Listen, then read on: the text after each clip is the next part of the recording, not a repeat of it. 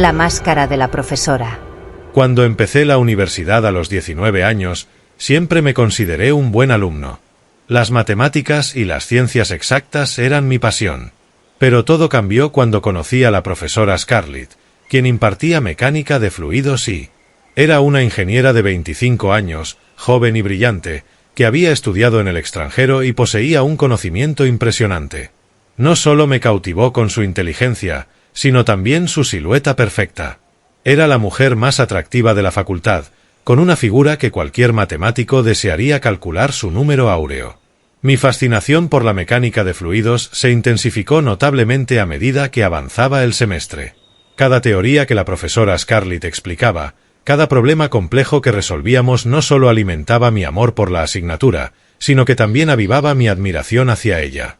Su manera de desglosar conceptos complicados con tal claridad y precisión me hacía valorar aún más cada clase. Pronto, sin darme cuenta, comencé a sobresalir entre mis compañeros, respondiendo preguntas difíciles y resolviendo problemas que a otros les costaban entender. Un día, después de una clase particularmente intensa donde discutimos las ecuaciones de Navier-Stokes, encontré el coraje para invitarla a tomar un café. Mi voz tembló ligeramente mientras hacía la invitación, consciente de que podría estar cruzando una línea delicada entre la gratitud y la posibilidad de algo más personal. Para mi sorpresa y alivio, aceptó con una sonrisa cálida que no supe interpretar completamente. Ese café se convirtió en el primero de muchos encuentros que trascendieron las paredes de la universidad. Comenzamos a vernos fuera de clase con cierta regularidad.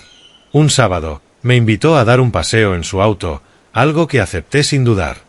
Recorrimos la ciudad mientras hablábamos de todo, desde nuestras ambiciones hasta nuestros gustos musicales, creando un vínculo que parecía extenderse más allá del académico. Mis amigos pronto se dieron cuenta del cambio en mi rutina. Algunos me bromeaban cada vez que me veían responder un mensaje de texto, asumiendo que era ella. «Ahí va el campeón», decían, dándome palmadas en la espalda y risas cómplices. Otros, con un tono más serio teñido de envidia, comentaban lo afortunado que era por ganarme la atención de la profesora más guapa y brillante de la facultad. «Despertaste a tiempo», me decían, insinuando que había algo más que simples lecciones de fluidos entre nosotros. Cada comentario, cada encuentro, cada sonrisa compartida entre Scarlett y yo añadía capas a una relación que se complicaba a medida que crecía, marcando el inicio de una historia que jamás imaginé vivir. Era una tarde soleada cuando Scarlett me invitó a su casa. La excitación y los nervios se mezclaban en mi estómago mientras conducía hacia allí. Nunca había estado en su espacio personal, y la idea me llenaba de ansiedad. Al llegar, me recibió con una sonrisa acogedora y me guió hacia la sala, pidiéndome que la esperara mientras se ponía cómoda. La casa era amplia y luminosa, con una decoración elegante pero sobria, reflejo de su personalidad refinada y ordenada. Mientras me acomodaba en el sofá, un detalle inusual captó mi atención. Desde el espacio entre la puerta del pasillo y el suelo, se filtraba un líquido oscuro que contrastaba con el prístino blanco del mármol. La curiosidad me venció, y pensando que podría ser algo que se había derramado accidentalmente, decidí investigar para ayudar a mantener la impecabilidad de su hogar.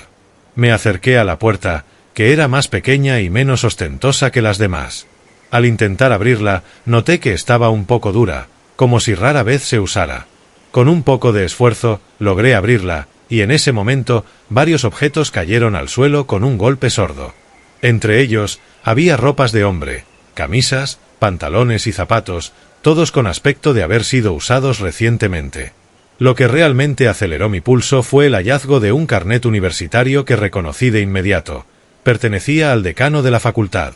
Mi corazón se detuvo por un momento. Las implicaciones de ese hallazgo turbaban mi mente. ¿Podría ser que Scarlett tuviera una relación con él? ¿Y yo, sin saberlo, me había convertido en el otro? La confusión dio paso al pánico. En ese instante de caos emocional, decidí que debía salir de allí cuanto antes. Justo cuando me dirigía hacia la puerta principal, Scarlett apareció de repente en el pasillo.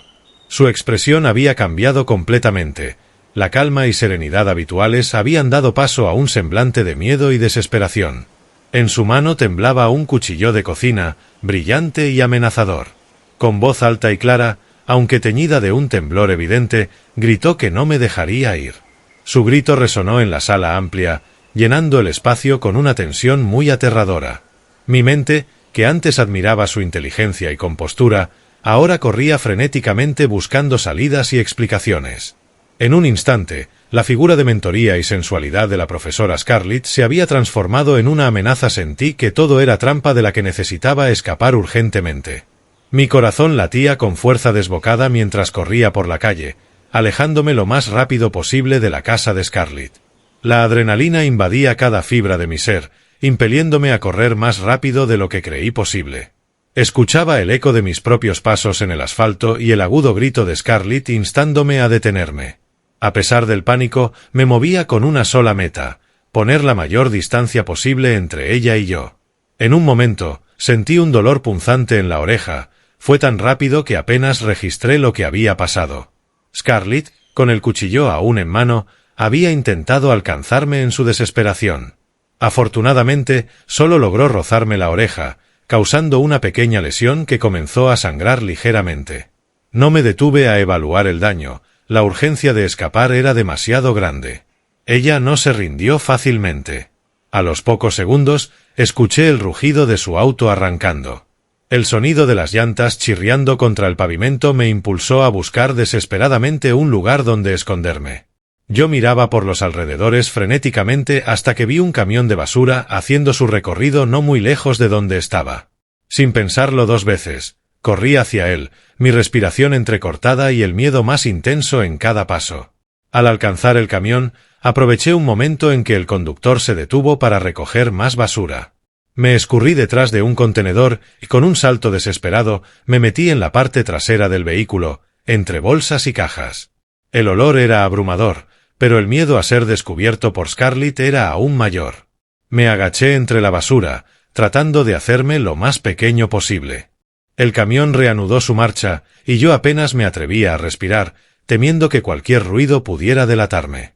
A través de una pequeña rendija, observé cómo el auto de Scarlett pasaba a toda velocidad, buscándome aún. Cada segundo en ese camión fue un tormento, esperando no ser descubierto o que la compactadora se activara accidentalmente. Pero afortunadamente, eso nunca ocurrió. Finalmente, después de lo que parecieron horas, el camión se detuvo y pude escabullirme. Me bajé temblando y cubierto de residuos, pero inmensamente aliviado de haber escapado. Aunque aún me sentía vulnerable y asustado, sabía que, por el momento, había logrado evadir a Scarlett y su ira inexplicable. Después de deslizarme fuera del camión de basura, aún temblando y cubierto de desechos, no me dirigí a casa sino a la estación de policía más cercana. Mi ropa estaba sucia y mi oreja aún sangraba ligeramente, pero la urgencia de reportar lo ocurrido superaba cualquier otra preocupación. Sabía que necesitaba ayuda y había una persona en quien confiaba por completo para proporcionármela: mi tío, quien trabajaba como oficial de policía. Al llegar a la estación, mi tío me recibió con preocupación y confusión al ver mi estado. Sin perder tiempo, le relaté toda la secuencia de eventos, desde la invitación de Scarlett a su casa hasta el aterrador momento en que encontré las pertenencias del decano y la posterior persecución. La mención del carnet del decano, quien, según revelé, había estado desaparecido desde hacía 2 días, pareció encender una alarma en mi tío y en los demás oficiales presentes. Con la seriedad de la situación ya clara, mi tío actuó rápidamente. Tomó mi declaración formal y se movilizó para obtener una orden de registro para la residencia de Scarlett. La gravedad de las acusaciones y la posible conexión con la desaparición del decano aceleraron el proceso. Cuando la policía llegó a la casa de Scarlett, llevaban consigo equipo para realizar un análisis forense más profundo. Usaron luminol, una sustancia química que reacciona con la hemoglobina en la sangre, emitiendo un brillo visible bajo la luz ultravioleta. La aplicación del luminol reveló evidencias alarmantes: manchas de sangre que se extendían por varios lugares de la casa, concentrándose especialmente en un corredor que llevaba a una puerta de sótano. Con la autoridad de la orden judicial, los oficiales abrieron la puerta del sótano y descendieron. Lo que encontraron fue más horrendo de lo que cualquiera podría haber imaginado. Allí, en la oscuridad húmeda y fría del sótano, yacían 3 hombres, desnudos y atados, en condiciones deplorables. Entre ellos estaba el decano de la facultad, reconocible a pesar de su estado demacrado. Los hombres fueron liberados inmediatamente y recibieron atención médica urgente. El decano, una vez capaz de hablar, confirmó que había sido seducido y luego incapacitado por Scarlett, quien lo había atacado violentamente. Los otros 2 hombres también relataron historias de seducción seguida de traición y violencia. Todos habían sido reportados como desaparecidos, con uno de ellos no visto desde hace 5 días y el otro desde hace 7. Esta horrenda revelación no solo confirmó mis peores temores, sino que también desencadenó una investigación más amplia sobre Scarlett y sus actividades anteriores. Lo que había comenzado como una visita inofensiva se convirtió en un caso que sacudió a la comunidad académica y policial por igual. Una vez rescatados y atendidos, los 3 hombres, incluido el decano, comenzaron a compartir sus escalofriantes experiencias. Sentado en una pequeña sala de la estación de policía, escuché atónito sus relatos. El decano, con voz débil pero firme, describió cómo Scarlett lo había invitado a su casa bajo la aparentemente inocente premisa de tomar un café. Sin embargo, la situación se torció rápidamente cuando él expresó su deseo de marcharse después de un rato. En ese momento, Scarlett, mostrando un cambio drástico en su comportamiento, tomó un martillo y lo atacó por sorpresa, golpeándolo hasta dejarlo inconsciente. Las cicatrices en su cabeza eran un testimonio mudo pero elocuente de la violencia que había sufrido. Los otros 2 hombres contaron historias alarmantemente similares. Habían sido seducidos por la apariencia y la inteligencia de Scarlett, solo para encontrarse atrapados en una trampa mortal. Uno había sido engañado con la promesa de una colaboración en un proyecto de investigación, mientras que el otro había sido atraído con el engaño de discutir oportunidades académicas. Ambos terminaron como el decano, drogados, atacados y encerrados en el sótano, desaparecidos sin que nadie supiera de su paradero. Escuchar estas historias me dejó una profunda cicatriz emocional. La traición y el horror de lo que había descubierto sobre alguien a quien había admirado y casi amado me sacudió hasta lo más profundo de mi ser. Desde ese día, la idea de formar relaciones cercanas, especialmente románticas, se convirtió en algo que simplemente no podía contemplar sin sentir un miedo irracional. Mi percepción sobre la seguridad y la confianza se vio irremediablemente alterada. En la universidad, mis días transcurrieron con una sensación constante de desasosiego. Aunque físicamente presente, mi mente a menudo se perdía en recuerdos del incidente, lo que afectaba mi capacidad para concentrarme en los estudios. Mis compañeros y profesores notaron un cambio en mi comportamiento. Me había vuelto más reservado, más cauteloso. Mis relaciones académicas y personales sufrieron, y a menudo me encontraba evitando actividades sociales o cualquier situación que pudiera llevar a formar vínculos cercanos. Esta experiencia me enseñó de la manera más dura que el peligro no siempre viene de donde uno lo espera, y que las personas pueden ocultar oscuros secretos detrás de una fachada de normalidad y encanto. La confianza, ahora es un lujo que no puedo permitirme, al menos no sin un escrutinio y una cautela exhaustivos. La desaparición de Magnolia. La imagen de Magnolia, con su sonrisa contagiosa y su cabello castaño rizado, aún se me graba en la mente como una fotografía imborrable. Era mi mejor amiga en la universidad, compañera de estudios y confidente. Juntas compartíamos sueños, risas y planes para el futuro, un futuro que se vio cruelmente truncado por su misteriosa desaparición. Recuerdo que nos sentamos en nuestra banca favorita bajo un árbol de cerezo, el lugar donde solíamos intercambiar ideas sobre nuestros proyectos y sueños. Magnolia parecía distraída, jugueteando con una de las flores caídas mientras evitaba mi mirada. Finalmente, rompió el silencio con una voz temblorosa que no era habitual en ella. El profesor Sandoval me invitó a cenar esta noche, me dijo, y su voz se cargó de una tensión. Observé su expresión, buscando alguna señal de broma en su rostro, pero solo encontré preocupación. El profesor Sandoval, un hombre de mediana edad con un aire de autoridad indiscutible, era conocido en el departamento no solo por su brillantez académica sino también por su conducta ambigua que rozaba lo inapropiado. Su reputación de comportarse de manera desconcertante con las estudiantes no era un secreto, y yo misma había presenciado su actitud extrañamente personal hacia Magnolia en varias ocasiones. Intenté disuadirla con vehemencia. Magnolia, no tienes que aceptar si te hace sentir incómoda. Su comportamiento en clase ha sido cuestionable más de una vez. No es correcto que te presione de esta manera. Mis palabras brotaban con impulso por el miedo a lo que podría sucederle. Pero Magnolia, con su característica amabilidad y una sonrisa triste, sacudió la cabeza. Ya lo sé, admitió, pero siento que rechazarlo podría afectar mi calificación y no quiero arriesgar mi beca. Además, quizás estoy exagerando las cosas. Es solo una cena.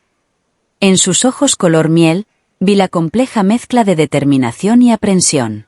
Tras un largo suspiro, añadió, voy a ir, pero prometo enviarte un mensaje tan pronto como regrese. Se levantó y me abrazó, un abrazo que transmitía tanto agradecimiento por mi preocupación como una despedida no dicha. No podía sacudirme la sensación de desasosiego que se instaló en mi pecho, un presagio oscuro que me hizo desear poder convencerla de no ir.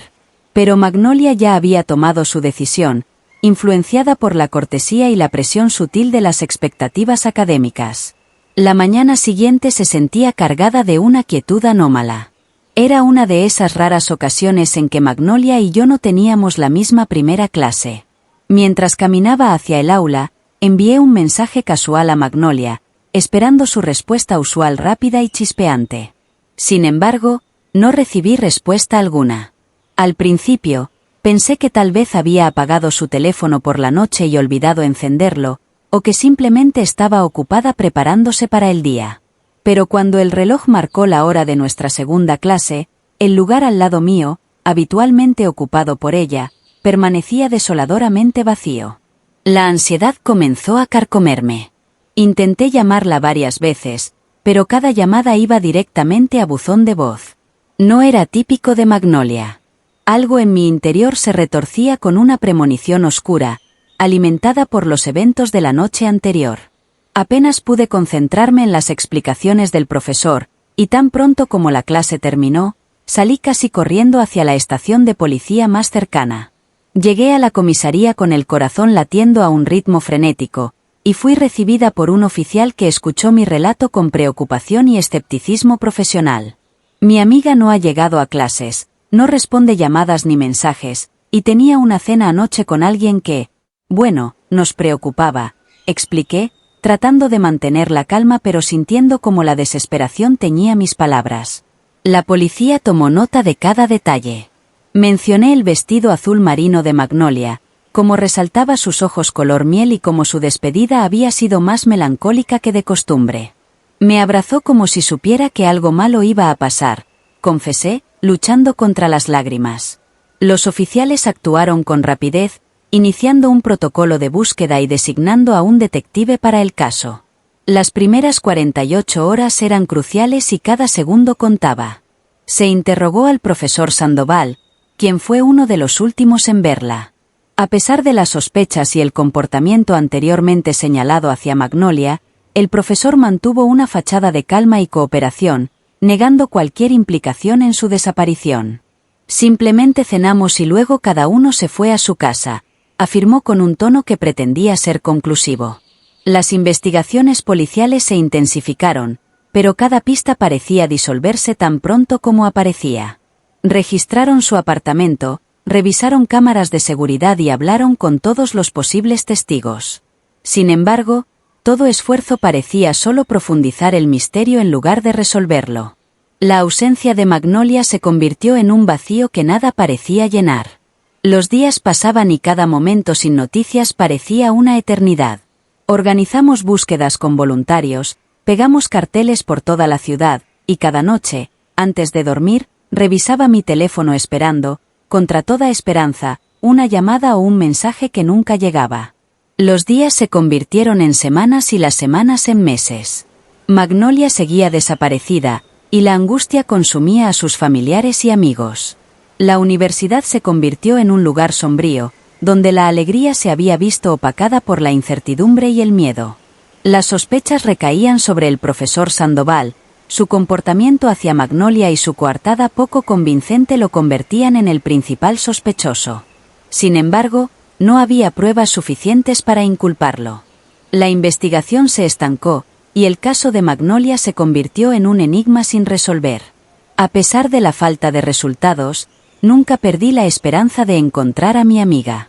Organizamos campañas de búsqueda, repartimos volantes con su foto y recorrimos cada rincón de la ciudad con la tenue esperanza de encontrarla. Pero Magnolia parecía haberse desvanecido en el aire, sin dejar rastro alguno. El paso del tiempo no ha hecho más que acentuar el dolor y la frustración. La desaparición de Magnolia sigue siendo un misterio sin resolver, una herida abierta en nuestros corazones. Su recuerdo vive en la memoria de quienes la amamos, esperando algún día tener respuestas, tal vez, justicia. La historia de Magnolia es un recordatorio de la fragilidad de la vida y de la oscuridad que puede esconderse en las personas que menos lo esperamos. Es un llamado a la acción, a no callar ante las injusticias y a luchar por la verdad, incluso cuando las pruebas son escasas y las dudas abundan. Magnolia, mi amiga, tu ausencia nos duele, pero tu recuerdo nos impulsa a seguir buscando la verdad. No te olvidamos. La profesora desaparecida. La profesora Pamela era un pilar fundamental en la universidad. Su pasión por la filosofía era contagiosa y sus clases siempre estaban llenas de estudiantes ansiosos por aprender. Su ausencia, por lo tanto, se sintió profundamente. Un accidente la dejó incapacitada para dar clases, y en su lugar llegó la profesora Sarita, una suplente que no logró llenar el vacío dejado por Pamela. Desde el primer día que Sarita pisó nuestro aula, su presencia sembró una mezcla de confusión y malestar. Sin apenas una introducción, se abalanzó sobre la distribución del aula, arrastrando mesas y sillas en un orden que solo ella entendía. Mientras murmurábamos en voz baja, sorprendidos por su actitud, su temperamento se hizo evidente cuando, irritada por nuestros cuchicheos, lanzó un borrador hacia nosotros, golpeando a un compañero en la última fila. El incidente nos dejó en un incómodo silencio, mirándonos unos a otros, preguntándonos qué tipo de tormenta había llegado a nuestro refugio de filosofía. Los días siguientes no fueron mejores. Durante una intensa discusión sobre Nietzsche, Sarita desestimó nuestras interpretaciones, que intentaban emular la profundidad y sensibilidad que Pamela solía aplaudir.